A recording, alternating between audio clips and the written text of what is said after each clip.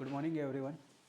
आज अपन sequence Y हर chapter के mind map के बारे में रिवाइज करेंगे कि उस चैप्टर में क्या क्या है और क्या क्या इंपॉर्टेंट पॉइंट है उसमें, और एग्ज़ाम से रिलेटेड क्या क्या चीज़ें उसमें इंपॉर्टेंट है वो अपन डिस्कस करने वाले हैं।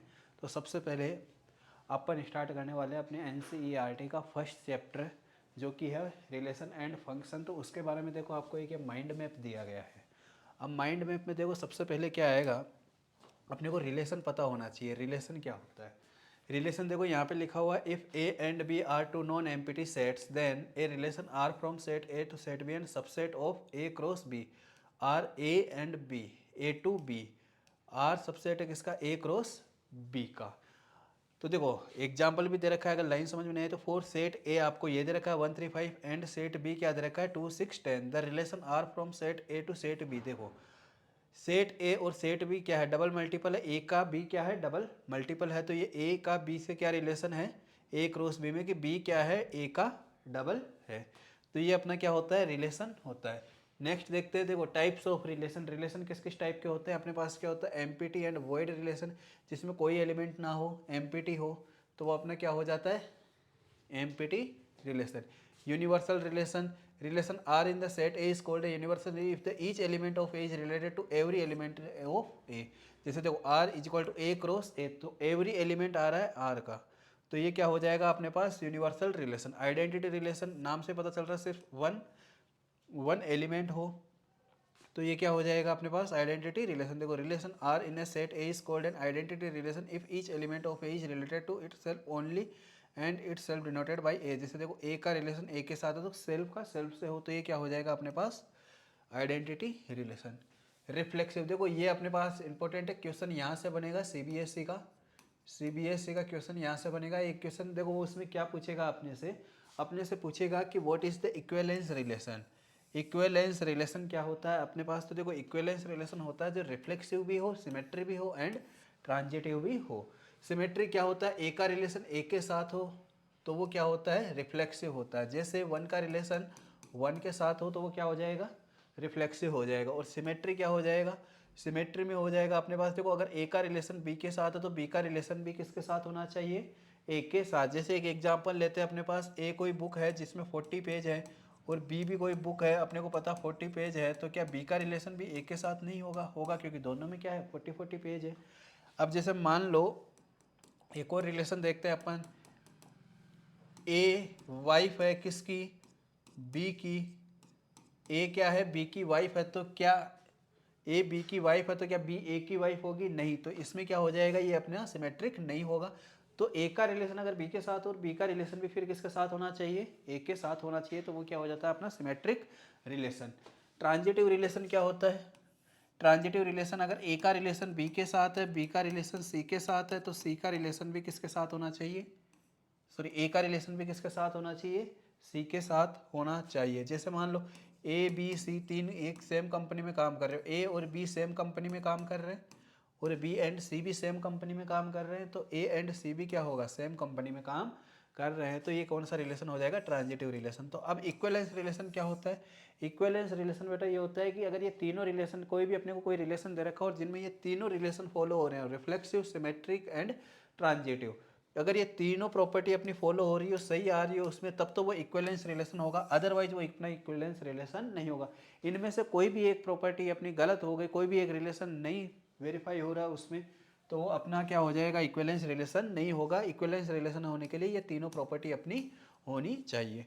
देखो नेक्स्ट स्लाइड में फंक्शन, देखो रिलेशन हो गया। फंक्शन, फंक्शन में देखो क्या है अपने पास? For any two non empty set A and B, function from A to B, A to B, देखो ए टू बी जा रहा है तो ये क्या फंक्शन का क्या हो जाता है? डोमेन हो जाता है, और बी क्या हो जाता है? कोडोमेन, जो आगे काम में आएगा। ए क्या हो जाता है? डोमेन, एंड बी क्या हो जाता है? कोडोमेन।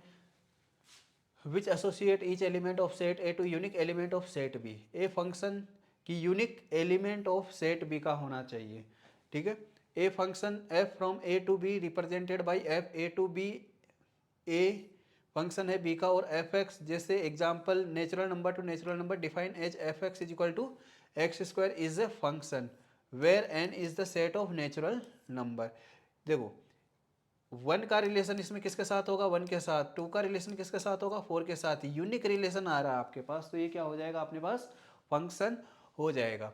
अब देखो फंक्शन के टाइप कौन कौन से होते हैं, 1 1 फंक्शन, यहाँ से अपने पास क्वेश्चन आता है। अब इसमें भी क्वेश्चन क्या आता है, देखो 1 1 इंजेक्टिव स्टार लगा लेना, 1 1 और मैनी वन कहा गया, ऑन 1 1 एंड ऑन 2 सरजेक्टिव, इन दोनों का स्टार लगा लेना। इससे क्वेश्चन आता है, वेरीफाई प्रूफ करने का क्वेश्चन आता है अपने पास फंक्शन से। अब देखो प्रूफ कैसे करना, 1 1 क्या होता है, एक एलिमेंट का रिलेशन एक एलिमेंट से ही हो तो वो क्या होता है अपना 1 1 यूनिक से हो रहा है कि नहीं हो रहा है। और अगर मान लीजिए ये क्या हो जाएगा अपने पास 1 1 फंक्शन, और इसको वेरीफाई, किसी फंक्शन को वेरीफाई करना है तो f(a1) = f(a2) करने पे अगर a1 = a2 आ रहा है, a1 = a2 आ रहा है, तो वो फंक्शन अपना क्या होता है, 1 1 फंक्शन होता है। ठीक है, इसी टाइप से मैनी वन, अब जैसे एक फंक्शन है, एक ये फंक्शन है, यहाँ पे मैंने लिख दिया एरो डायग्राम से, ये 1 2 3 और ये 1 एंड 2। तो देखो अगर 1 का रिलेशन 1 के साथ हो रहा है, 2 का रिलेशन भी 1 के साथ हो रहा है, तो देखो अलग अलग एलिमेंट का यूनिक रिलेशन हो रहा है कि नहीं हो रहा है यहाँ पे। तो ये क्या हो जाएगा फंक्शन, बट एक कितना रिलेशन, 2 रिलेशन का एक के साथ हो रहा है, तो ये क्या हो जाएगा आपके पास मैनी वन। मतलब एक का रिलेशन, मैनी का रिलेशन किसके साथ है, 1 के साथ है, तो ये क्या हो जाएगा मैनी वन फंक्शन अपने पास हो जाएगा। ठीक है, यही डेफिनेशन है अपने पास। ऑन टू फंक्शन क्या होता है, देखो अब मैंने यहाँ पे लिखा था कोडोमेन, कोडोमेन मैंने यहाँ पे लिखा था, अगर रेंज इक्वल टू कोडोमेन आ रहा है, किसी भी फंक्शन की रेंज इक्वल टू कोडोमेन आ रही है, तो वो फंक्शन क्या हो जाएगा अपने पास, ऑन टू फंक्शन हो जाएगा। अगर रेंज नॉट इक्वल टू या रेंज सबसेट है किसका, कोडोमेन का, कोडोमेन क्या हो जाएगा फिर अपने पास ये 1 1 ऑन टू फंक्शन हो जाएगा। ठीक है, इसको क्या बोलते हैं अपन, बाइजेक्टिव, सॉरी ये 1 1 हो गया, ये मैनी वन हो गया, ये क्या हो गया ऑन टू। इनटू के लिए डेफिनेशन होती है अपनी, ये इनटू के लिए डेफिनेशन क्या होती है, अगर रेंज सबसेट है कोडोमेन का, तब क्या हो जाएगा अपने पास, ये इनटू फंक्शन हो जाएगा। और 1 1 and 1 1 and onto function को क्या बोलते हैं, दूसरे नाम से बाइजेक्टिव भी बोलते हैं इसको, और एक इन्वर्टिबल फंक्शन भी बोलते हैं। बाइजेक्टिव भी बोलते हैं, 1 1 ऑन टू भी बोलते हैं, और इनवर्टिबल